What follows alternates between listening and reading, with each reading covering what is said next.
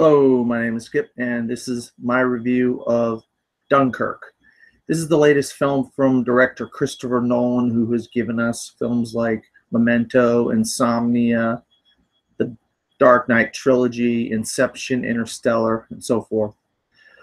This is a film about a World War II battle, basically, in the 1940s on the beaches of Dunkirk, where all of these men were stranded on this beach and basically caught there without any help.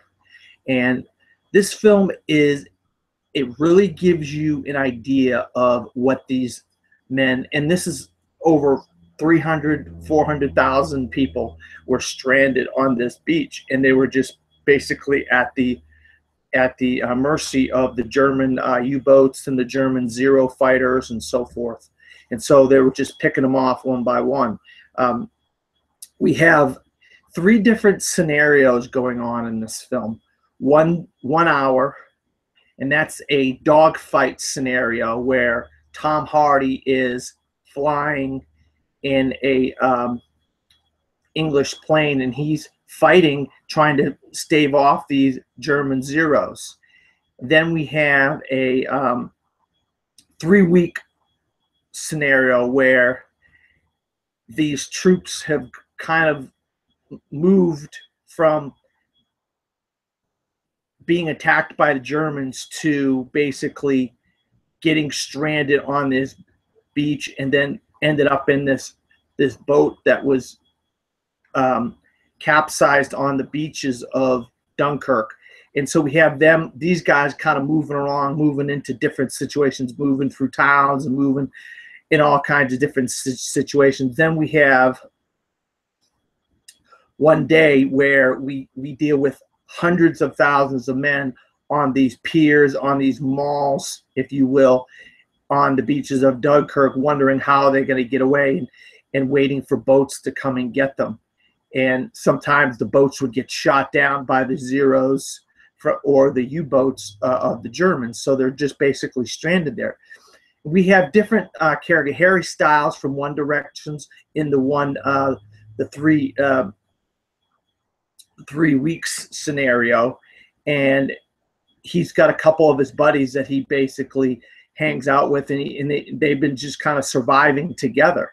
And one guy's a French guy and whatnot. And these guys basically go from one scenario to the next. And then you have people like Mark Rylance, who are on these boats, and they come from the other side of the English Channel.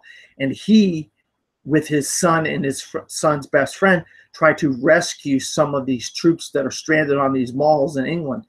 And they end up finding a plane that is crashed in the channel, and they rescue a pilot played by Cillian Murphy. Now, he's dealing with a lot of post-traumatic stress after the events of what happened to him. So he's kind of really out there and messed up in the head. Then we have Kenneth Branagh and Hugh Darcy, who are on the mall, and they're trying to lead all these troops that are here, and they don't know what's going on. They're contacting back their commanders back in England and so forth. And so you got all these different scenarios going on within this story. And then you also have the direction and the cinematography by Christopher Nolan and Hoyt van Hoytema, which bring you this just beautiful scenery and beautiful vistas in the sky with the sun coming, and then you got the ocean. Just they capture the ocean so well and the dangers of the ocean. But I'll tell you what, the sound, the 70 millimeter that I saw it in, and the IMAX that I saw it in, really lends itself to the situation. You feel like you're captured in this situation with these men and going through the dogfights, or going through having German troops fire at you, or being stranded there and he not knowing what's going to happen. You feel like it. The sounds are so visceral and alive, and that's what helps make this film such a great film. And it's not a long film. It's an hour and 46 minute film, but they capture everything that these men are going through, and you're sitting there feeling like you're going through what these men are going through.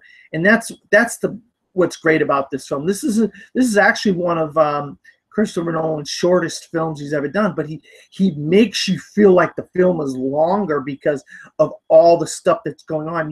You're like cringing because you're worried if these characters are going to get shot by German troops, or if Tom Hardy is going to be shot down in the air, or if the boats are going to reach the troops on the beach fast enough. And it's such a fantastic story. And I know this is a story that Christopher Nolan has wanted to tell for a while, because he's from England. Some of his family members have lived through this and been involved in this. And so he really wanted to tell this story.